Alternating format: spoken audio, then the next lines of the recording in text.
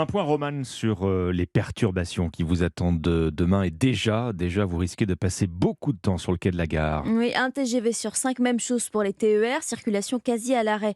Du côté des intercités, en Ile-de-France, ça va coincer dans le métro avec des lignes fermées en dehors des heures de pointe. La CGT promet aussi une semaine noire, je cite, dans l'énergie, où le mouvement a d'ailleurs démarré dès vendredi. Production en baisse dans les centrales hier après-midi, l'équivalent de 5 réacteurs nucléaires. Hasard du calendrier, c'est aussi la semaine des métiers du nucléaire. Double occasion de parler de la filière avec un projet de loi qui arrive à l'Assemblée nationale. Margot Faudéry, le gouvernement veut accélérer la construction de nouveaux réacteurs, 6 EPR au total, mais il y a un obstacle.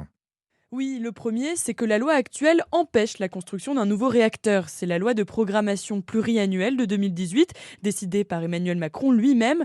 Elle fixe un plafond au nucléaire en France, rappelle Nicolas Goldberg, expert énergie chez Columbus Consulting. Environ à 63 gigawatts, c'est-à-dire le parc actuel plus Flamanville 3 quand Flamanville 3 sera en service. Et aujourd'hui, on est déjà quasiment au maximum. Pour que les règles changent, il faudra attendre le printemps et une nouvelle loi de programmation pluriannuelle. Alors Margot, l'autre souci, c'est le financement, car pour ce projet, il faut quand même trouver 50 milliards d'euros.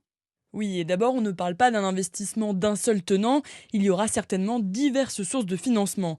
EDF peut s'endetter sur plusieurs années en empruntant de petites sommes chaque année. Le groupe peut aussi vendre des actifs qu'il détient à l'étranger, par exemple sa filiale italienne Edison, 8 milliards d'euros. Autre piste qui circule ces derniers temps, puiser dans l'épargne préférée des Français, le livret A. Margot Faudéré du service économie d'Europe 1.